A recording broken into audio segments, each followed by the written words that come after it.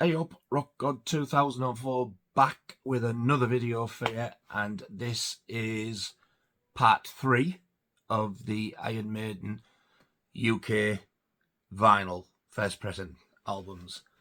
I'm really enjoying doing this. Iron Maiden have been my favourite band of all time ever since I was like 13, 1981. It's a long time to like an artist. I do have a lot of other stuff that I listen to.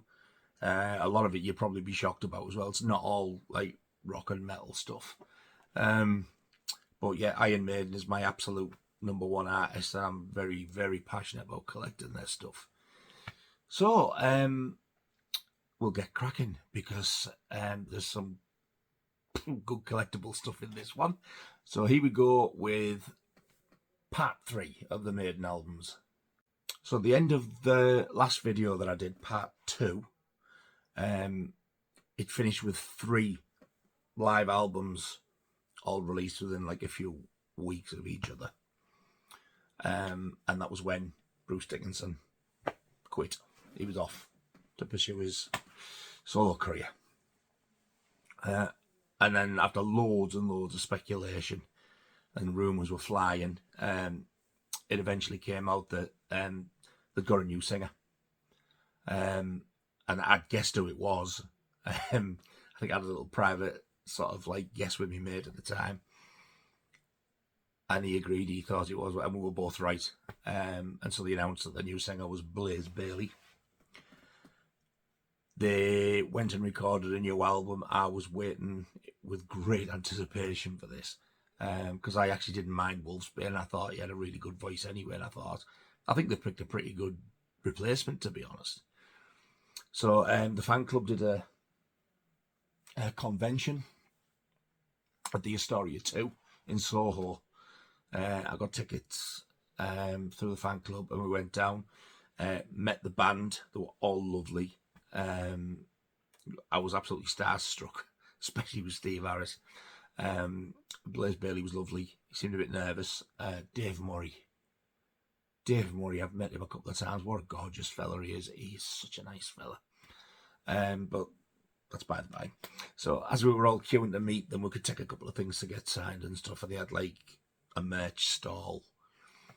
I got a t-shirt with the event on and a couple of other things. And they played the album. I can't remember what it was called. And as they were playing the album, I was absolutely buzzing. I was like, this is amazing. And then the guy at the time, Steve Lazarus, was going around with this big camera interviewing people, asking what they thought.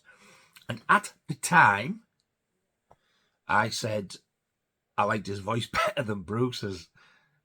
I don't now, thinking about it. I think I was just excited to hear it at the time. So I'd remembered a couple of the songs because they played the album through a few times. So when it finally got a release date, I was out to get it. And when it came out, I saw the artwork and I was blown away. I thought, wow, look at that. It's had some stick. I love it. So the album came out in 1995, and it was the first one with Blaze Bayley, and it was the X Factor. Quite controversial when it come out, the artwork, because of the Eddie's innards there and the brain showing there. This as well, for the first time, this is not a painting. This is a model. And he looks in agony, poor bloke. And the bloke who did this, the artist's called, I think it's Hugh Syme, his name is. He was also responsible for doing, I think it was at least one, but he might have done a few of the Vic Rattlehead models as well on the Megadeth albums. So he was known for that. And when he did that, I loved it. The back, she's got a dirty, great big X with the chair that Eddie is sat in when he's got hair. Before that happened, you do see it. And the track listing down there. I think they've called it the X Factor as well, not only because of the new singer, but I think if I remember rightly, it was actually their 10th studio album, X10. So I think they did a little play on words in that. The gatefold sleeve has also got Eddie in the chair that I was talking about there, and he's got a full head of hair. On the CD, that is the cover they used. They made the booklet like a double-sided sleeve, but that wasn't on the other side of the booklet. It was that. So that's the one they had facing out over in shops when you're seeing it. And I don't know why, because when you walk to the vinyl section, there's that garbing at you. They just found it too offensive. So I snaffled them both up. Got it home, played it, absolutely loved it. And I still absolutely love this album. It gets on my wick the way people go on and how bad this record is, and it really isn't. On vinyl, CD, basically on record, I thought Blaze Bayley was really good. However, he did take on the job of filling some pretty big boots.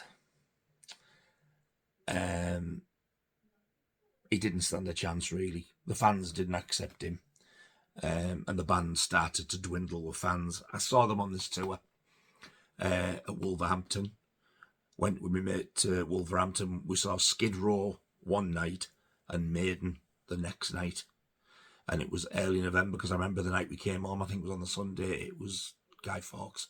So I think we went to see Skid Row on the 3rd of November. I think these on the 4th. And the blew us away, both of us. We had a great night. Absolutely loved it. But this has got some amazing songs on. And people are like, that's crap. It really isn't. If you are starting to like Maiden and you're debating about this, give it a chance. Don't think of Bruce. Just give it a chance for what it is. This is the original UK pressing. It was just in 2 plain white sleeves, which weren't even polylined, to be honest. Picture labels, but this was on double clear vinyl.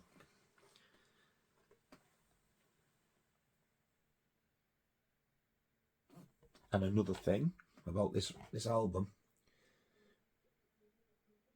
they have done 2 or 3 of the songs off this album with Bruce, and I personally like the Blaze Bayley versions better. The first song on this album is the absolutely epic Sign of the Cross, and for me, this is by far the more superior version. I like the vocals, but I also like the music. When they play it live now, you can hear it. Steve Harris fills it in with a lot of bass chords that he doesn't actually play on this, and I think it's a bit too much. I don't know, it just sounds better on this. Even Yannick Gers' guitar solo sounds a lot better on this. Yannick's playing sounds better on the studio one. Dave Murray's just, well, he's Dave Murray. He's brilliant. And record 2.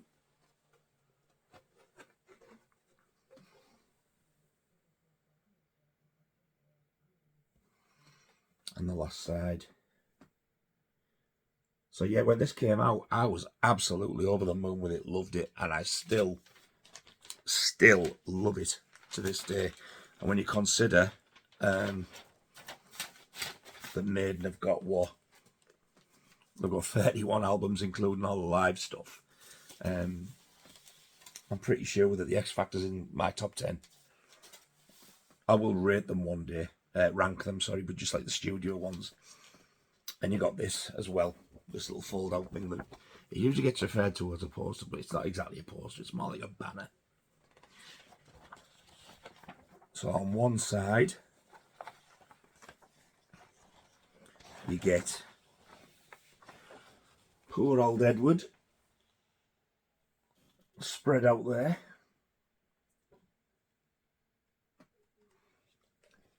Lyrics. And then a full band shot with Edward on his chair behind them, I think he is. Yeah. That was also on the tour poster when they advertised it. And then on the other side, there's some really nice individual shots. I found out later on that Steve Harris was actually going through a divorce when they did this album, which is why it's quite a dark album, this, for them. So yeah, Steve Harris, Dave Murray, Blaze Bayley, Yannick Gers, and good old Nico. This this goes for silly money now, really silly money. I thought I paid a lot for it, but since I bought this, it's like quadrupled in value already, and I've only had this now 5 or 6 years, I think. It's mental.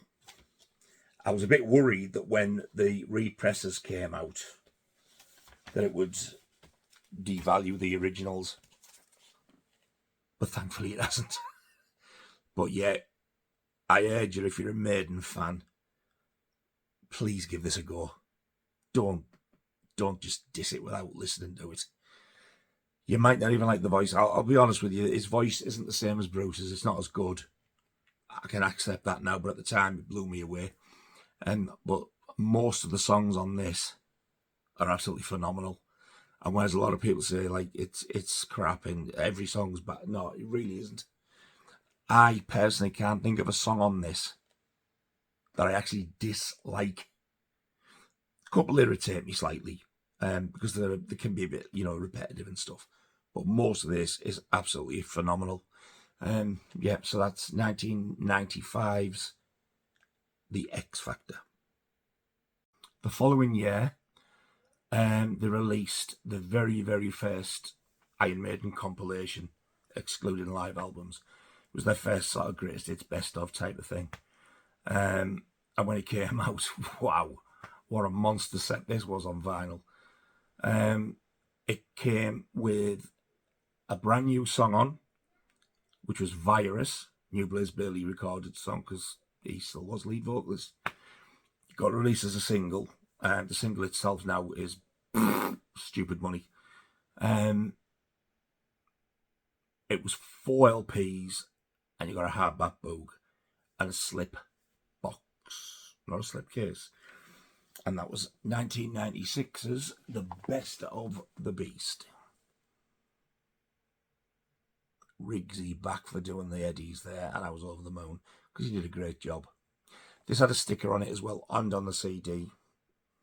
Melt computer game coming soon, and it was going to be for PlayStation. I seen the sleeve, the front artwork for it. It was like a baldy Eddie head, but it was orange, and I was like, I'm intrigued to see what that's like. And the date get kept put back and put back and put back. 3 years later, they cancelled it altogether. Melt coming soon, available soon. It never surfaced. We never got to see it. Because in 1999, they scrapped it, started from scratch, and came up with the game Ed Hunter, which was a 3-disc set. The first 2 CDs was another greatest hits type of thing, but it was the greatest songs of all time, as voted for by the Iron Maiden fan club members. We all got a sheet to fill in and send off. Quite a few that I picked are on it actually as well. And then the 3rd disc, you put in your PC and played the game. And that was all it was, a PC one. Melt was going to be for PlayStation and everything, but it never surfaced. I've tried since playing Ed Hunter on like a recent computer, and it won't have it. It's jumpy and it won't play because it's like it was set for Windows 98, I think. So yeah, Best of the Beast came out 1996. 4 LP set in this amazing box. That's the side spine, the bottom, and the top, and the back with the track listing. The hardback book.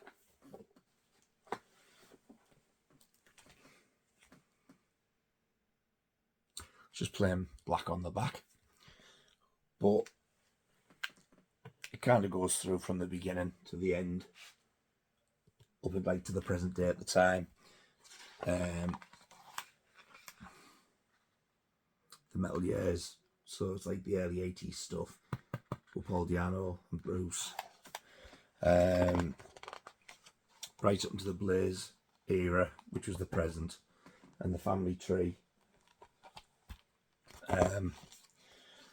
There's the Soundhouse tapes. God, what I would do for that. Never ever have I owned that. That is their first single that they self-released. When you see like companies, record companies like EMI say their very first single, they mean like when they were signed as being a signed band on EMI. But they did release that and they only sold it gigs. So it's like a little independent release, and I've never owned it. I don't even want to tell you how much that goes for now. And there's the first album cover.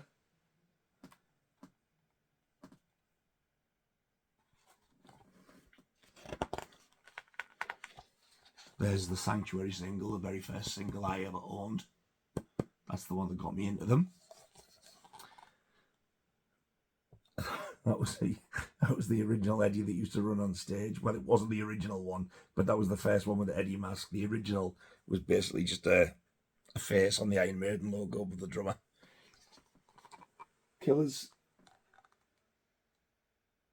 First album with Adrian Smith.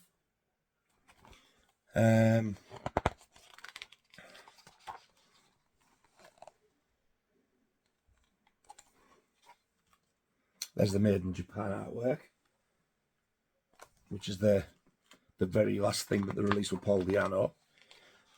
The Number of the Beast. Look at that. I love that. There's the Number of the Beast 7-inch single artwork, where he's chopped off the devil's head. Beast on the Road tour.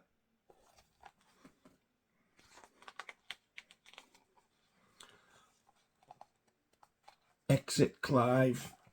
Enter Nico. Peace of Mind.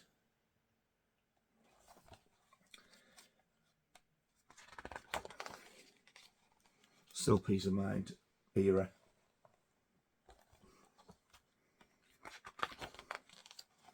Power Slave and Live After Death.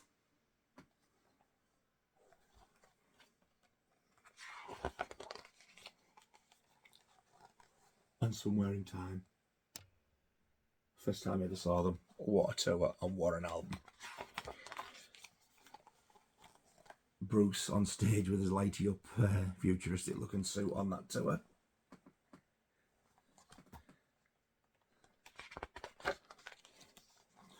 Seventh Son of a Seventh Son. Wow. First time headlining Donington. That was an inflatable Eddie behind the drummer.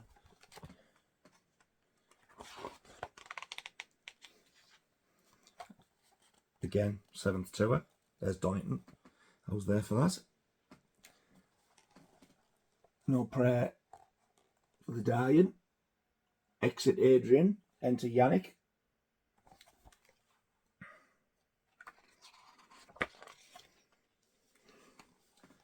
The first 10 years singles collection when they re-released them.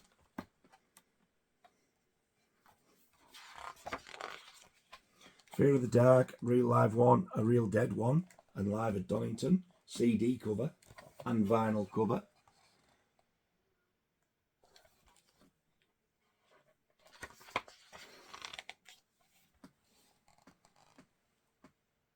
Fear of the Dark tour, X Factor,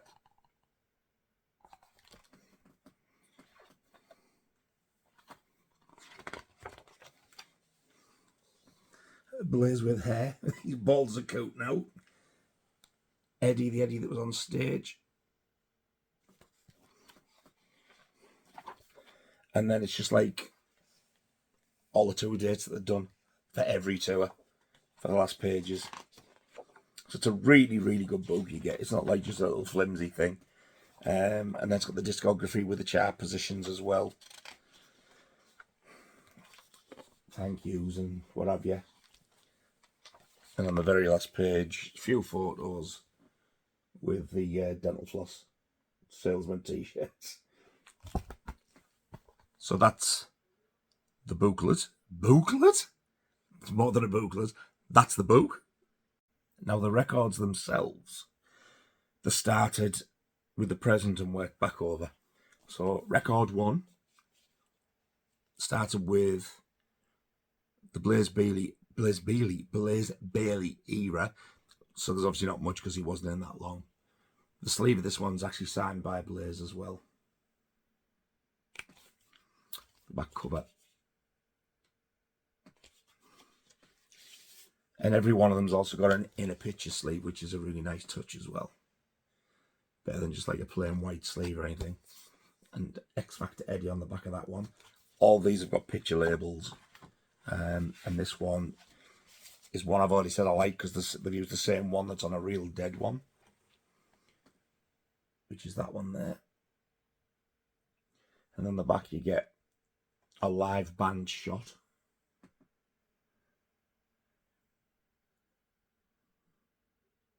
Record 2. That's the No Prayer for the Dying era. That's the Seventh Son of a Seventh Son. Climax at the end when Eddie comes out for the Iron Maiden song. And the inner sleeve for record 2 has got the Somewhere on Tour era. Very similar to the view I had that at Newcastle City Hall. And there's the Clint Eastwood Eddie on Stranger in a Strange Land. And the labels on this one, on side 1 you get the Be Quick or Be Dead artwork, with the Seventh Son on stage set. Record 3, that's the Peace of Mind era, with the Power Slave World Slavery Tour era on the back. Inner sleeve, World Slavery Tour again,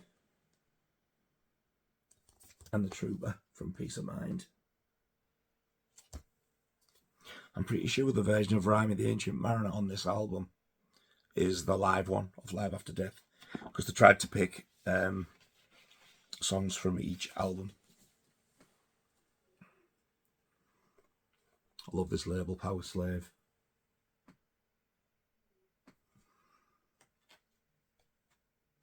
And the Power Slave Tour Live After Death era. And finally, record 4, it's the Paul Di'Anno era. That's from the Killers photo session with Adrian Smith on. And the back, that's also Adrian Smith, but that Eddie there isn't the Killers one, so I think that could be either the end of the first Iron Maiden album tour or the beginning of Killers. It's a pretty big audience behind there, so I'm assuming it could be Killers. The inner sleeve has got a little bit extra. There must be the end of Bruce's stuff as well. That's the Beast on the Road, Number of the Beast tour. And on the back, another one of my favourites, the Sanctuary cover where he's just done Thatcher in. Uncensored, that one, though. And then you have the side 1 label, which is one of my favourites in this set. I don't know what it is. I think it's because it's like deeper colours, but it's the original album, the first album art. The colours like seem a lot deeper. And then on side 8 or H, whichever you want to look at it, it's another shot of them on stage with Paul Di'Anno. And that last side is the entire Soundhouse tapes. When they recorded the Soundhouse tapes originally, it came out as a 3-track 7-inch EP, but they did record 4 songs, and that 4th song, you couldn't get hold of it and you couldn't hear it until that come out. So when the single come out, it was Iron Maiden on the A side, and on the B side you got Prowler and Invasion, which was later re-recorded for the B side of Women in Uniform. And the fourth song that they recorded for the Soundhouse tapes but didn't put on the EP, also surfaced on the debut album, was Strange World. Well, the last side of that Best of the Beast has all 4 songs on. All 4 aren't on the CD. It was the vinyl only that got them all. So I was absolutely buzzing when I got that, because I finally got to hear it all. I would still love to have the original 7-inch vinyl, but it's just crept up. And I think I've sort of had to accept the fact that I'm never ever going to own it. But never mind. At least I've actually got the songs on there. So that's Maiden's first compilation. And for saying it was their first one, they didn't like just do a single LP or out like that. No, they sort of pulled all the stops out and come up with this. And this is an amazing compilation, this. And it's such a nice set to have. This is absolutely phenomenal prices now. This has really gone up. This was mega limited. I don't even know how many were made, but there wasn't a lot. I forgot as well, it's actually got Blaze Bayley's signature on the front there as well. So yeah, if you include this, he actually did 3 albums with them, not 2. But yeah, that's the first compilation. That's 1996's Best of the Beast. 1998, March 1998, Maiden released their 11th studio album. And it's this one. It's Virtual 11. Don't let anybody tell you that it's a Virtual XI, because if they do, poke them right in the eyeball and tell them how stupid they are.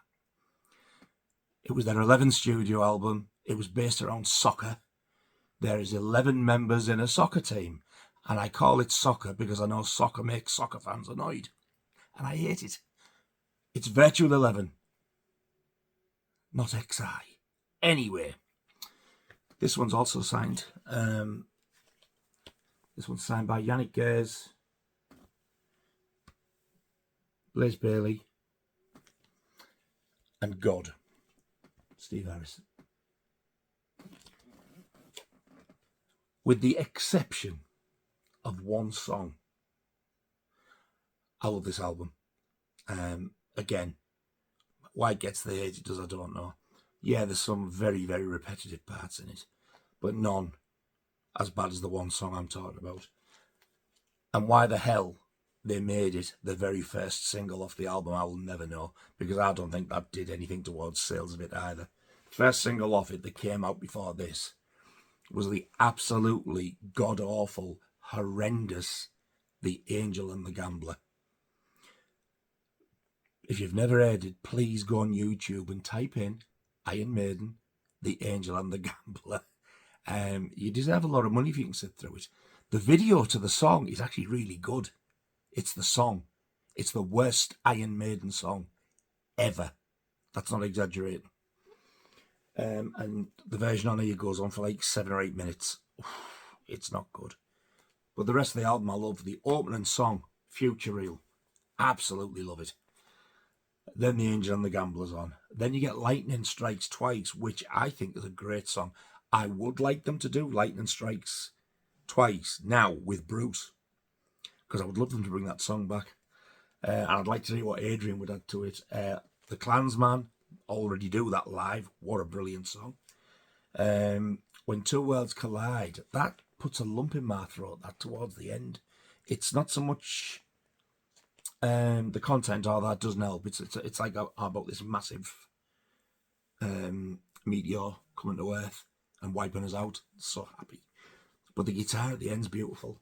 And then you get The Educated Fool. That's one of my least favourite, but I do like it. Don't Look to the Eyes of a Stranger. My kids used to love that when they were little. That's a great song. And Como Esta Amigos. It's like a sort of a rock ballad. What a song. And Blaze sings it absolutely gorgeous. He really does. Now, I've seen videos of people slating this. And they don't just slate it, they're venomous with it. It's like, they're worse than I am with Pink Floyd, and it's ridiculous. So yeah, we get your point. You don't like it. Shut up, because I love it. The back of the sleeve, all these graphics, and there he is. That was when the Headhunter game was in development. The back shot there.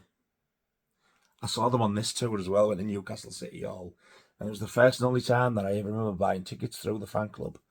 And I got a phone call off Steve Lazarus, he was at the time the runner of the fan club, and he was also Steve Harris's best mate at school. And he rang me up. He said, "That's Laz from the fan club," and I thought it was a joke at first. He said, "Oh, you're going to the Newcastle gig?" I was like, "Yeah." He said, "After the gig, how would you fancy meeting the band?" No, thanks. What a question, eh? So yeah, he said, like, when you get it, you'll have some backstage passes if you go to the ticket office and get them. And when the show's over, come on the back. And it was genuine. And he said, right, we'll sort that out. He said, do you want to run on stage and do the Evan Come Wait thing? I nearly fell off the chair. So I did actually run on the stage. I asked if I could touch a band member, but he went, "Oh, do you want to touch Harry?" Steve Harris. And I went, "Yeah." He was like, "Not when he's playing now." All right, then. I ran and put my hand straight on his shoulder, and I'm bouncing down doing the whoa chorus. What a knob. Hey, I've done it though. So yeah, that was on the 1998 tour. The gatefold sleeve inside. They did a virtual football team of the players who would like to sort of like form an ideal team up. Notice that every band member's in that team, mind. And a horrendous football shirt. I've got one. I bought it. They went for sale, the fan club. I don't know if it's collectible or it probably is. I don't wear it anymore. I wouldn't even fit into it. This is a double LP. This is the original UK 1998 pressing. Lyrics on one side, a bump on the other, and a nice little band photo. Picture labels. Eddie on the front again. I don't like the Eddie. I don't like the artwork. And on the back, it's the boy looking through the thing off the front cover, but through the eyes of somebody who's high as a kite. Record 2, again. More Headhunter graphics. That's the devil.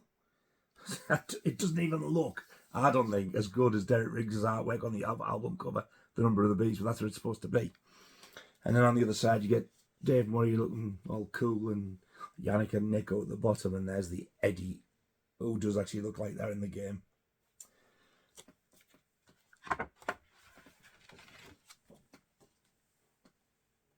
That's the side 3 label. And another drug-induced side 4 label. So after the gig, and we went backstage and met them, I was stood waiting for Steve Harris, and he come along, and he just like waddles over and goes, "All right." You see them on stage, you idolise them, and they're just so normal, it's ridiculous. Blaze Bayley come out, and I knew there was something not right. He seemed very miserable and very quiet and very downtrodden. And he was like, yeah. The way he was taught, I knew there was something wrong with him, but I didn't know what. I didn't expect it, but yeah, he must have known then he was going. So yeah, after that album, he did nothing else with them. He did the album, he did the tour, and he was out. And the game hadn't come out, but I think he had a lot to do with the game. There's bits in it where you pick up band members' faces and stuff. He is actually in the game, his face. But yeah, it was sad. I felt sorry for him. But if you listen to his solo stuff, now he's doing great. He sounds fantastic. A lot heavier than Maiden, some of his stuff. And if you go and see Blaze live, he just comes out and talks to you and meets you at the end, and he'll sign anything you want. Lovely fella.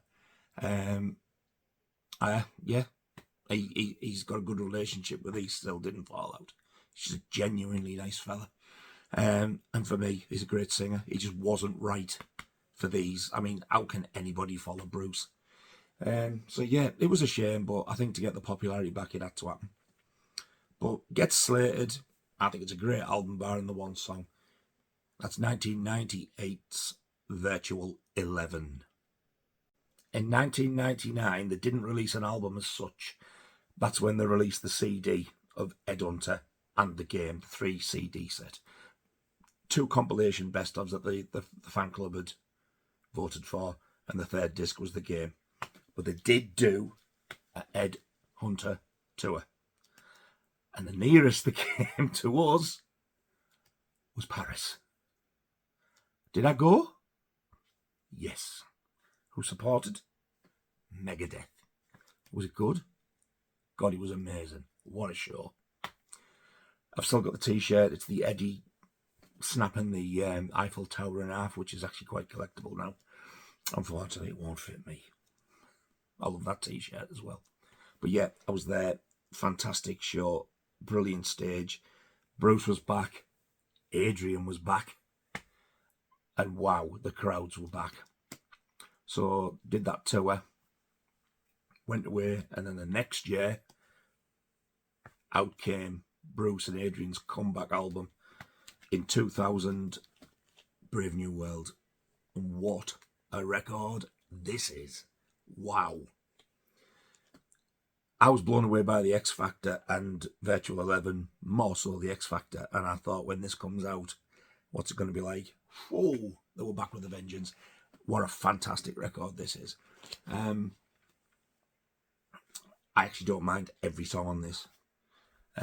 Wicker Man was the first single. That blew me away. Ghost of the Navigator. Didn't used to like that. I don't mind it now. It's just a little bit long, but it's pretty good. Brave New World's a really good song. Blood Brothers, brilliant song. They do seem to play that quite a lot, though. But even so, that one doesn't irritate me like Fear of the Dark. The Mercenary, that's a really, really good heavy song.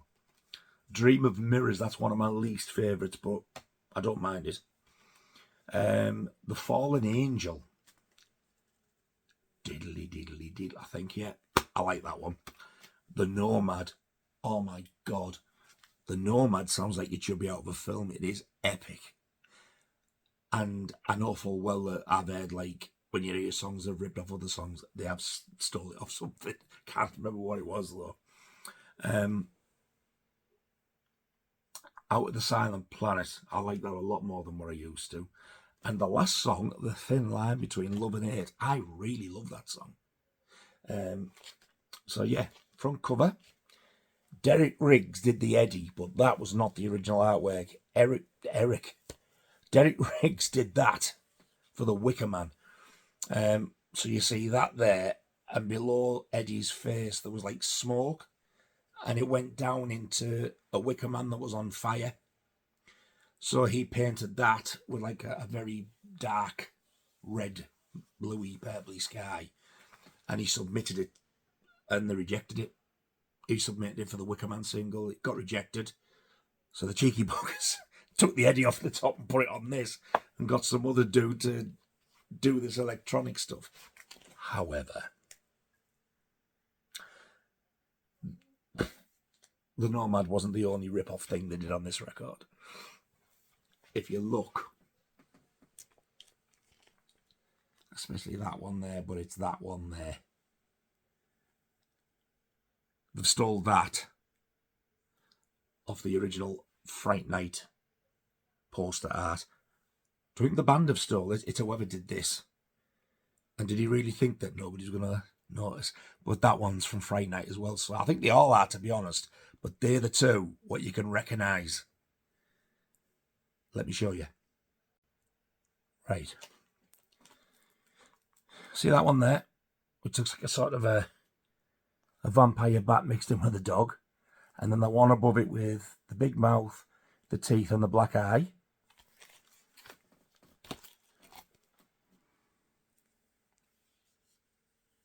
The dog, the big mouth, the teeth and the black eye. It's not even a copy He's outright took it off the original artwork.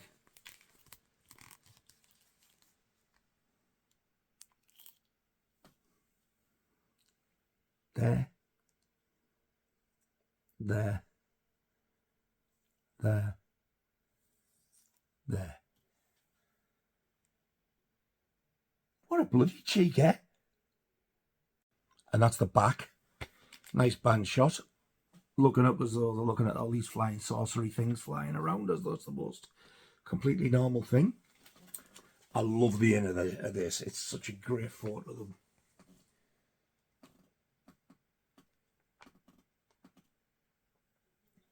All 6 of them just look so cool there, I think.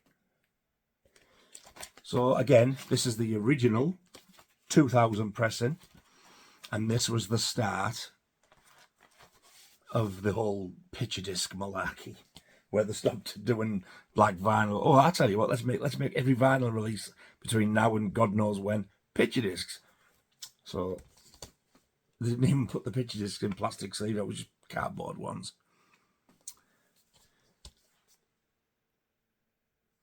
So that's record 1's sleeve, and the picture disc. To be fair, it is a really nice set mind. Side 1, the dead original front album artwork, the stolen Derek Riggs head and the stolen Fright Night monsters. And on the back, the digital artwork of a futuristic London. Record 2, another good band shot. These bits here were on, I think it was like a promo copy CD of Out of the Silent Planet. And that's the other 3. I think that was also, these band photos was on the shoot for the Wicker Man video as well. They're all dressed the same.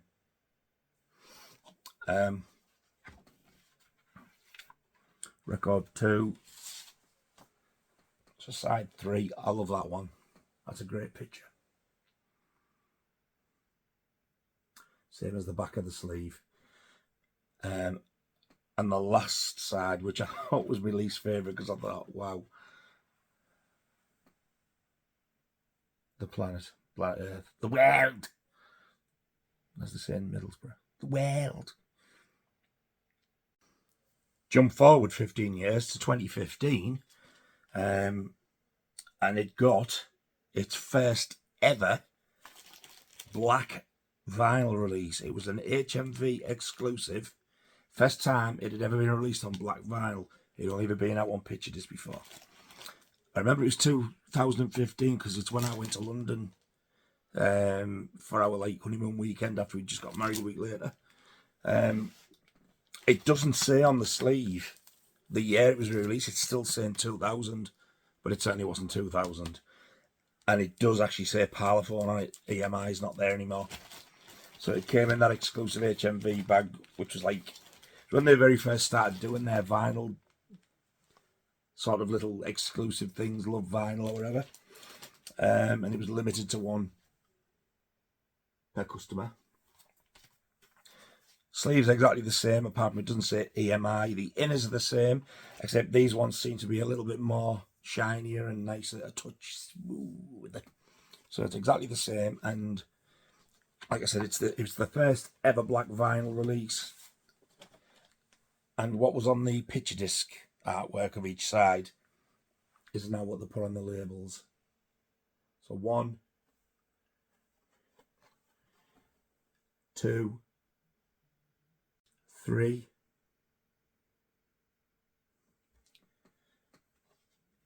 and 4. This is definitely not the same issue that came out with all the other later reissues. Because that one had like Warner Brothers and Parlophone on it, like the rest of them. And it's got a different catalogue number, I do believe. This was a totally separate release and an HMV exclusive. You couldn't get it anywhere else, just HMV. on black vinyl. And even though it got re-released again with all the other reissue albums, I don't know if it still does now, but this was still going for silly money. You could get the other one like 20 quid, with people paying over £100 for this. I don't know what it's worth now. I've not looked for a long time. So yeah, that's that one. That's 2000's comeback album with Bruce and Adrian, Brave New World. They didn't release anything in 2001. I think the Brave New World tour was still going on. And I saw them in Manchester for that. It was absolutely phenomenal. They were brilliant. And then after that, in their infinite wisdom, they thought, I'll tell you what we'll do. We'll release an live album. We haven't done one for a little bit. And as it turns out, what a cracking LP it was as well. So this one came out in 2002. And for me, personally, this Peas All Over, Live After Death, I'd much rather have this. This is Rockin' Rio. This is a triple album.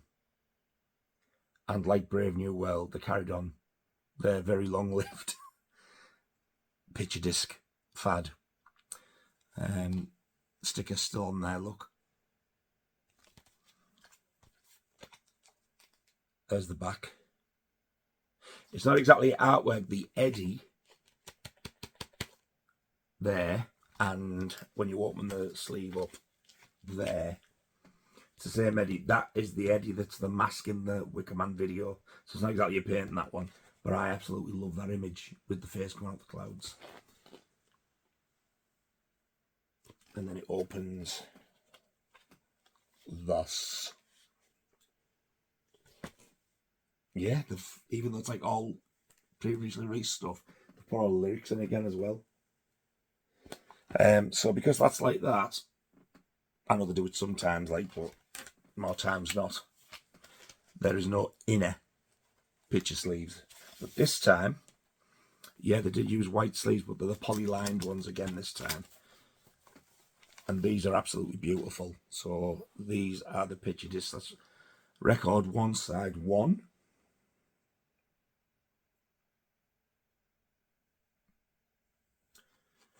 Side 2.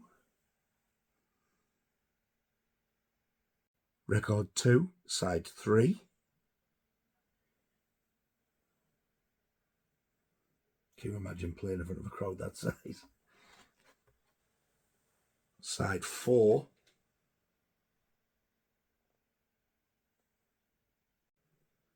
Record 3, side 5.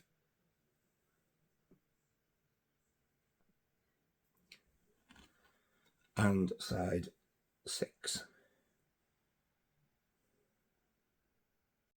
Bruce's vocals on this are amazing.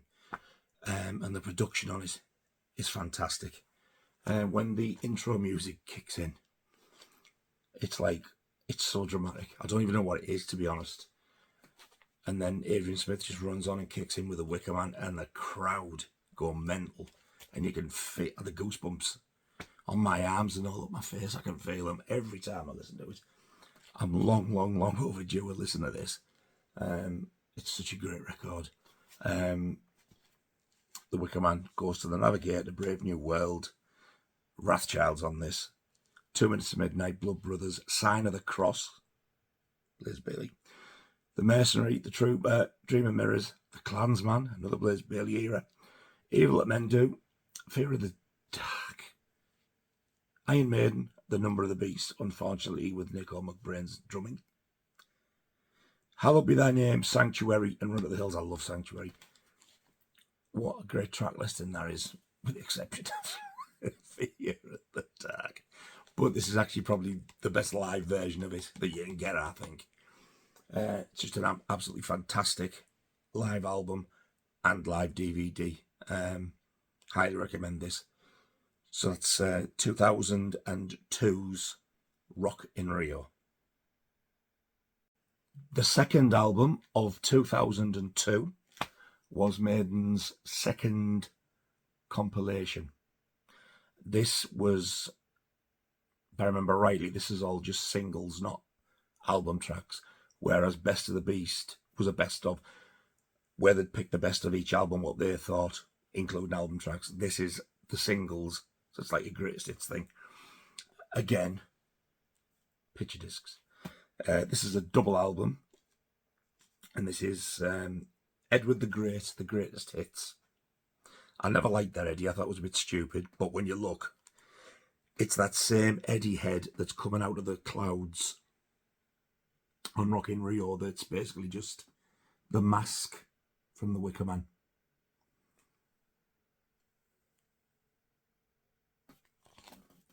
And there's the back with the track listing.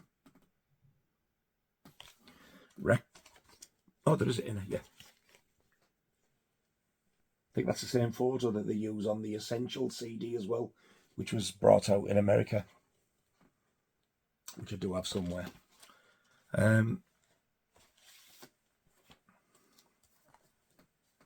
Lyrics, crap pattern, and the picture discs.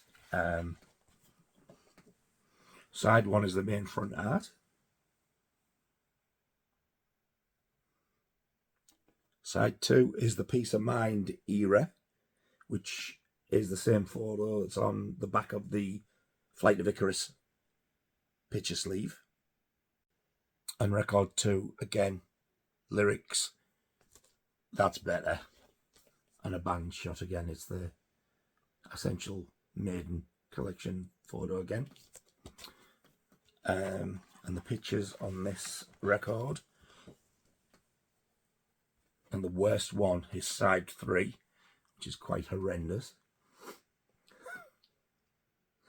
And side 4 is a really, really good band picture, which I think looks like the same shoot. If you haven't seen it, there is an American one-track promo CD single of the new vocal version of Wrathchild that they did for Ed Hunter. It's basically the Killers version. It's the same, exact same version. Clive Bear on drums. They've just took Paul Di'Anno's voice out and Bruce re-recorded a new vocal track for it. It's like a really dark blue sky though on the other one. That looks like to me like the same photo shoot from that CD. And I do have that CD.